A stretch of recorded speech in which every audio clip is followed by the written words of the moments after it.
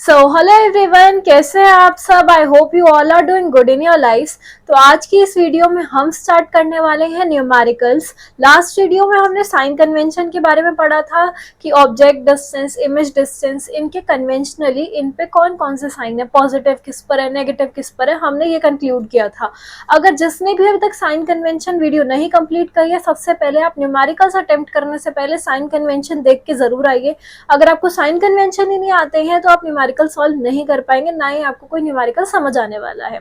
रे diagram, sign convention, ये दो कंसेप्ट आपको एकदम क्रिस्टल क्लियर होने चाहिए। कौन कौन से रे डायग्राम कॉनकेव मिरर के थे, कौन कौन से रे डायग्राम्स कॉन्वेक्स मिरर के थे। तो आज की ये पूरी वीडियो न्यूमेरिकल्स के ऊपर रहने वाली है। इसके अंदर एनसीईआरटी के सारे न्यूमेरिकल्स, इसके अलावा एडिशनल क्वेश्चंस, पीवाईक्यूज भी हो सकते हैं या प्रैक्टिस क्वेश्चंस भी हो सकते हैं, जो कि आज हम अटेम्प्ट करने वाले हैं। स्टार्ट करते हैं हमारी आज की वीडियो के साथ। तो न्यूमेरिकल स्टार्ट करने से पहले मैंने यहाँ पे कुछ चीजें लिख रखी हैं जिनका यूज होने वाला है टू अटेम्प्ट द न्यूमेरिकल्स। क्या क्या चीजें हैं? Mirror formula for spherical mirrors क्या होता है? 1/v + 1/u = 1/f, where v is the image distance, u is the object distance and f is the focal length। Next, magnification के दो formulas हमने देखे, एक image height divided by object height, दूसरा हमने क्या देखा, minus of image distance divided by object distance. ये फॉर्मूलाज मैग्निफिकेशन के देखे। इसके अलावा हमने ये देखा था u इज ऑलवेज नेगेटिव। क्यों? क्योंकि वो मिरर के हमेशा लेफ्ट साइड रहता है। जो ऑब्जेक्ट है वो हमेशा मिरर के लेफ्ट साइड रहता है, तो u हमेशा नेगेटिव होता है। इसके अलावा h is always positive. Height हमेशा मिरर या फिर प्रिंसिपल फोकस के ऊपर होती है ऑब्जेक्ट की, so h is always positive. इसके अलावा हमने देखा right side always denote positive sign, up always denote positive sign, वहीं लेफ्ट या फिर downwards always denote negative sign. फिर हमने ये भी देखा था पहले कि रेडियस ऑफ कर्वेचर किसके बराबर होता है? Twice of focal length. Radius of curvature क्या होता है? The distance between the centre of curvature and the pole. ये किसके बराबर होता है? फोकल लेंथ के ट्वाइस होता है। ये भी हमने फॉर्मूला पहले कर रखा है। ये सारे फॉर्मूलाज आपको टिप्स पे होने चाहिए, तभी आप न्यूमेरिकल सॉल्व कर पाएंगे। एक चीज थी जो हमसे स्किप हो गई थी लास्ट वीडियो में, मैग्निफिकेशन का हमने एक कंक्लूजन तो देख लिया था, लेकिन मैग्निफिकेशन का एक कंक्लूजन और होता है। वो क्या होता है कि अगर मैग्निफिकेशन की वैल्यू 1 से छोटी आती है तो इससे हम ये डिपिक्ट कर सकते हैं कि जो इमेज है उसका साइज कैसा होगा, स्मॉलर। वहीं अगर मैग्निफिकेशन की वैल्यू 1 के इक्वल आती है तो इमेज का साइज कैसा होगा? Same as that of object. जितना ऑब्जेक्ट का साइज है उतना ही इमेज का साइज होगा।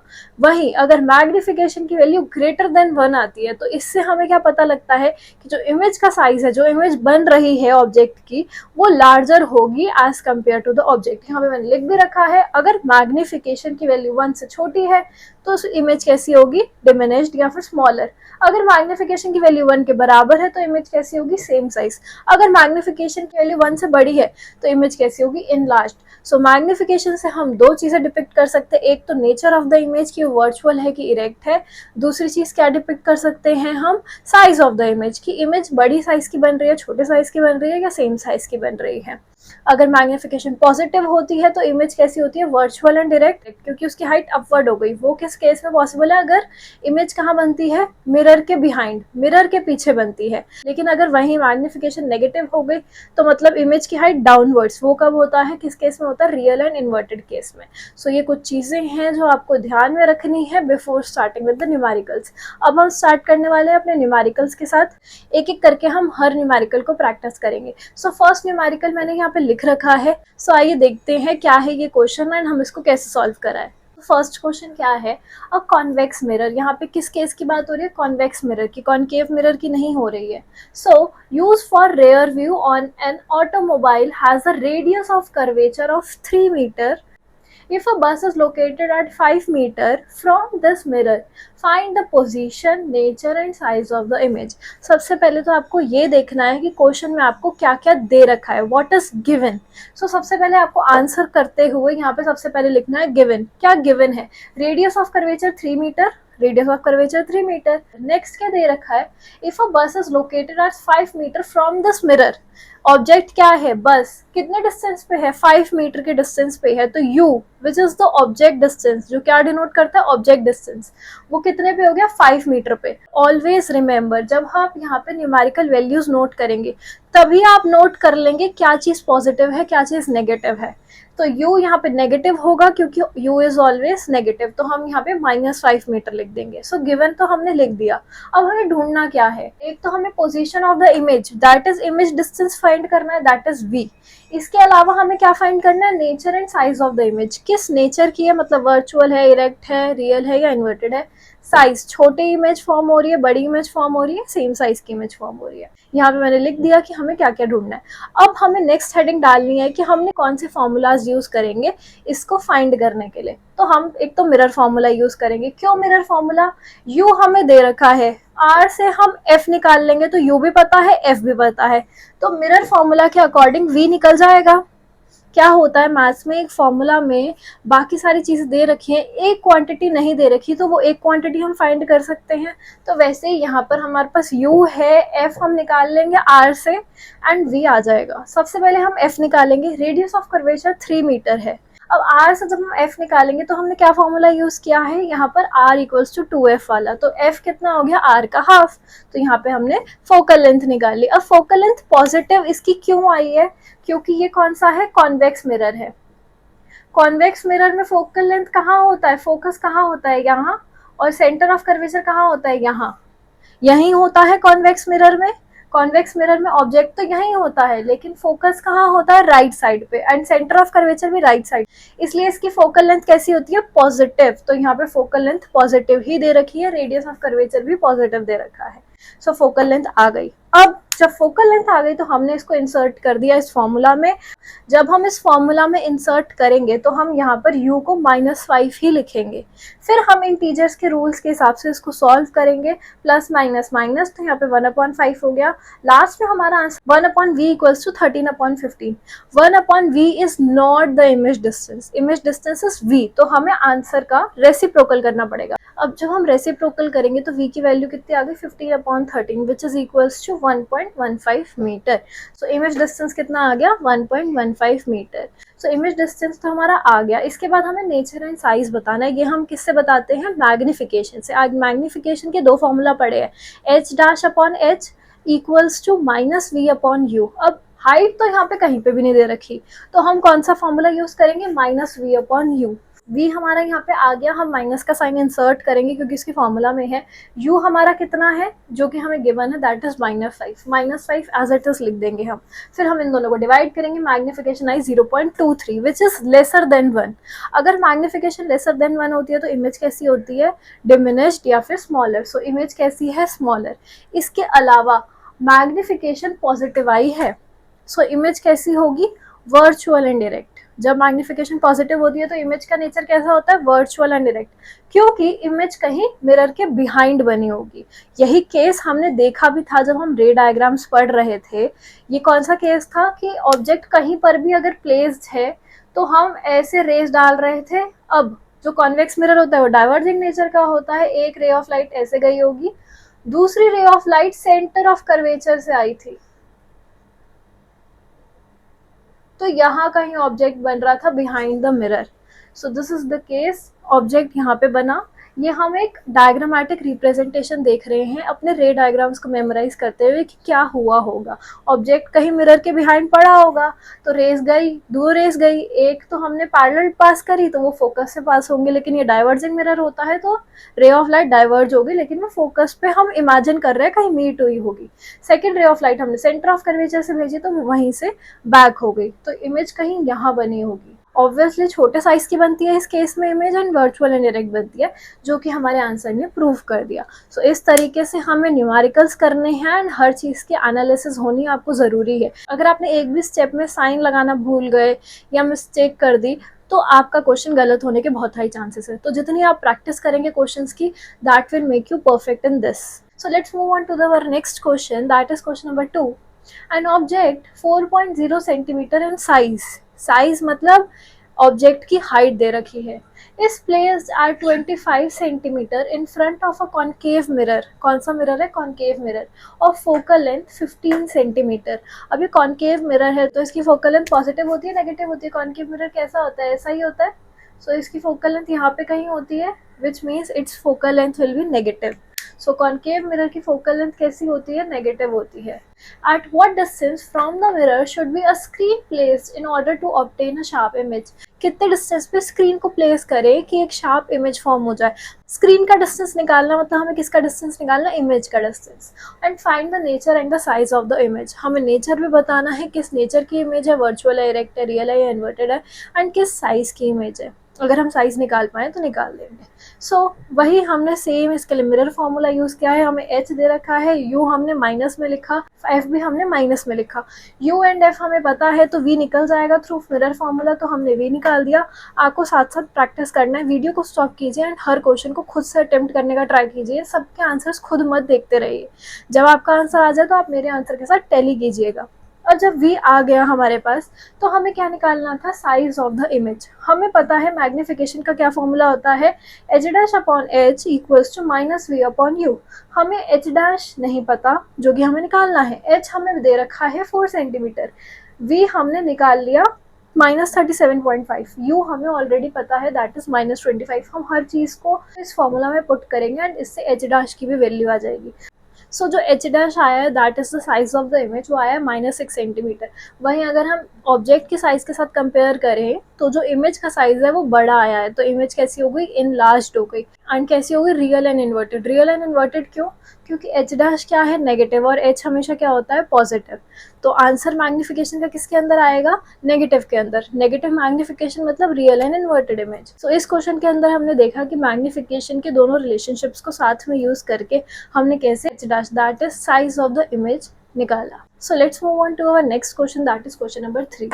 क्या है question number 3? Very easier. Find the focal length of a convex mirror whose radius of curvature is 32 centimetre.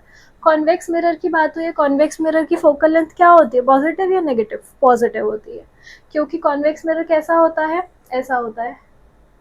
इसकी फोकल लेंथ यहाँ पे कहीं लाई करती है, तो इसकी फोकल लेंथ कैसी होती है? पॉजिटिव होती है। रेडियस ऑफ कर्वेचर हमें 32 सेंटीमीटर दे रखा है। रेडियस ऑफ कर्वेचर का फॉर्मूला क्या होता है? Radius of curvature equals to 2f। So focal length कितनी हो गई? रेडियस ऑफ कर्वेचर का half, that is 16 centimetre. Very simpler and easier question. अगर आपसे ये भी सॉल्व नहीं हो रहा है तो आपको चुल्लू भर पानी में डूब जाना चाहिए। Next question, An object is placed at a distance of 10 cm from a convex mirror. Convex mirror की फोकल लेंथ कैसी होती है? पॉजिटिव। देखा अभी हमने यहाँ पे। Of focal length 10 cm, find position and nature of the image. Object distance दे रखा है that is -10, focal length positive होती है तो 10 सेंटीमीटर हमने लिखी। वी हमें नहीं पता, नेचर ऑफ द इमेज हमें बताना है। हम मिरर फॉर्मूला सिंपली यूज करेंगे 1/v + 1/u equals to 1/f। तो हमें 1/v नहीं पता, हम हर चीज़ की वैल्यू डालेंगे एंड हमारी v की that is the image distance, इसकी वैल्यू आ जाएगी। सो इमेज डिस्टेंस आ गया। अब हमें क्या बताना है? Nature of the image. Nature किससे पता लगता है? मैग्निफिकेशन से। मैग्निफिकेशन क्या होता है? -v/u। क्यों? क्योंकि यहाँ पे हमें v और u ही पता है। अगर हमें साइज ऑफ द इमेज पता होता तो हम h'/h यूज करते, लेकिन हमें v और u पता है तो हम यही यूज कर रहे हैं। सो v और u हमने यूज करा, मैग्निफिकेशन पॉजिटिव आई है। मैग्निफिकेशन पॉजिटिव आई है, इसका मतलब कैसी बन रही है इमेज? Virtual and direct. आप जितने भी कॉन्वेक्स मिरर के क्वेश्चन सॉल्व करेंगे उन सब की ही मैग्निफिकेशन पॉजिटिव ही आएगी, इमेज वर्चुअल एंड डायरेक्ट ही बनेगी। एंड हमेशा 1 से मैग्निफिकेशन की वैल्यू कम आएगी। हमेशा इमेज कैसी बनेगी? स्मॉलर बनेगी। ऐसा क्यों होगा? इसका आंसर आपको देना पड़ेगा कमेंट बॉक्स में। ये हमने ऑलरेडी कर चुके हैं। ऐसा क्यों है, इसके पीछे क्या रीज़न है, तो इसका आंसर आपको देना है कमेंट बॉक्स में। सो मैं आपको बता ही देती हूँ। इसका रीज़न ये है क्योंकि हमने रे डायग्राम में कॉन्वेक्स मिरर के सिर्फ 2 केसेस पढ़े थे।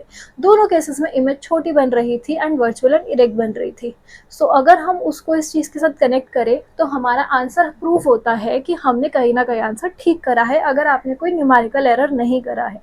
साइन ऑफ कन्वेंशन एकदम करेक्टली यूज्ड है। सो आइए let's move on to our next question. And ये question this is for you. I have not solve this question, I will just explain it to you and आपको solve करना है and इसका answer comment box में देना है। तो आइए देखते हैं। So a concave mirror produces 3 times magnified enlarged real image of an object placed at 10 cm in front of it. Where is the image located? हमें क्या बताना है? इसके अंदर v निकालना है। वी हमें नहीं पता। और हमें दे क्या रखा है, ऑब्जेक्ट प्लेस्ड दे रखा है, मतलब ऑब्जेक्ट डिस्टेंस दैट इज -10। इसके अलावा हमें क्या दे रखा है, 3 टाइम्स मैग्नीफाइड इमेज है। 3 टाइम्स मैग्नीफाइड का मतलब क्या है, मैग्निफिकेशन कितनी हो गई, 3 हो गई, या फिर एच डैश कितना हो गया, 3h। एच डैश 3h क्यों हुआ, क्योंकि 3 टाइम्स मैग्नीफाइड है ना, ओरिजिनल जो इमेज है उसके 3 टाइम्स है, तो न्यू इमेज कितनी हो गई, 3 ऑफ द ओरिजिनल इमेज। सो यहाँ पर हम क्या फॉर्मूला यूज करेंगे, मैग्निफिकेशन के दोनों रिलेशनशिप्स को हम इक्वेट कर देंगे। इसका आपको आंसर खुद से निकालना है एंड आपको कमेंट बॉक्स में लिखना है कि यहाँ पर इमेज का डिस्टेंस कितना आएगा। This is question number 5। आपको मेंशन करते हुए बताना है कि क्वेश्चन नंबर 5 का आंसर ये है।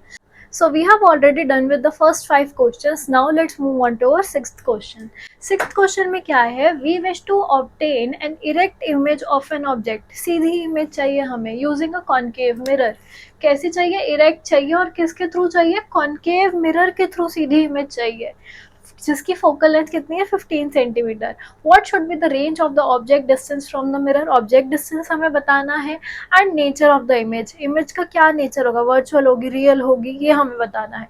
राइट अबाउट इट साइज 2, उसका साइज कितना होगा, and draw a ray diagram to show image formation in this case, और इसके अंदर हमें रे डायग्राम भी बनाना है। तो इस क्वेश्चन में हम मिरर फॉर्मूला का यूज नहीं कर सकते, क्यों, क्योंकि हमें मिरर फॉर्मूला में 3 वेरिएबल्स होते हैं, एटलीस्ट 2 वेरिएबल्स की वैल्यू पता होनी चाहिए, लेकिन यहाँ पे हमें सिर्फ फोकल लेंथ पता है। लेकिन जब हमने रे डायग्राम्स करे थे तो हमने देखा था कॉन्केव मिरर में सिर्फ एक ही ऐसा केस होता है जिस केस के अंदर इमेज कैसी बनती है, वर्चुअल एंड इरेक्ट बनती है, एंड वो कौन सा केस था, केस नंबर 6। उस केस के अंदर याद कीजिए कि ऑब्जेक्ट कहाँ प्लेस था, ऑब्जेक्ट प्लेस था between focus and the pole, focus and pole के बीच में था, मतलब फोकस एंड पोल के बीच का जो डिस्टेंस है उसका हाफ, मतलब फोकल लेंथ का हाफ।